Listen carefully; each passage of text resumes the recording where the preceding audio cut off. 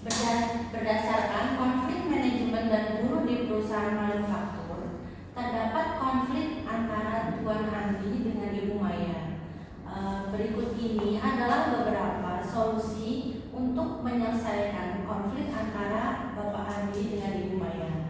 Menurut pendapat saya, solusi yang pertama itu bisa memfasilitasi dialog terbuka. HR harus mengadakan pertemuan yang difasilitasi secara netral, di mana kedua belah pihak itu harus dapat menyampaikan pendapat mereka tanpa adanya gangguan atau tekanan. Dalam pertemuan ini, Tuan Andi dan Ibu Maya harus didorong untuk saling mendengar dan fokus pada pemahaman bersama untuk mencari solusi yang tepat. Ibu Rina dapat menggunakan teknik mediasi untuk menyeimbangkan pembicaraan agar tidak fokus pada menyalahkan, tetapi pada penyelesaian masalah. Bagaimana menurut Anda? Menurut saya dapat juga dilakukan evaluasi beban kerja secara objektif. HR perlu meninjau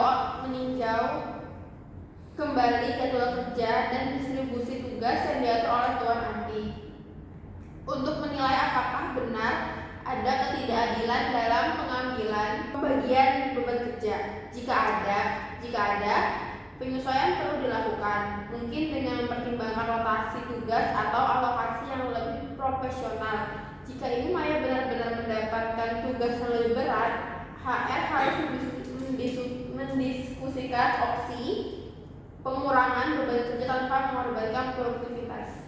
Bagaimana menurut pendapat Anda? Menurut pendapat saya, dapat dilakukan pelatihan kepemimpinan dan pengolahan tim untuk Tuan Andi. Saya dapat merekomendasikan pelatihan lanjutan bagi Tuan Andi dalam hal manajemen sumber daya manusia, khususnya dalam penanganan konflik dan pembagian tugas. Hal ini akan memperkuat kemampuannya untuk memimpin dengan lebih adil dan mendengarkan keluhan tim tanpa merasa bahwa otoritasnya ditantang dengan begitu. Ia akan lebih mampu menangani keluhan internal di masa mendatang sebelum sampai ke HR. Bagaimana pendapat Anda?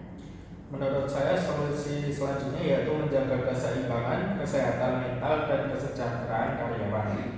HR harus memastikan bahwa kesejahteraan mental Ibu Maya diprioritaskan. Jika diperlukan, berikan dukungan berupa konseling atau waktu istirahat yang cukup bagi karyawan yang merasa terlalu terbebani secara mental.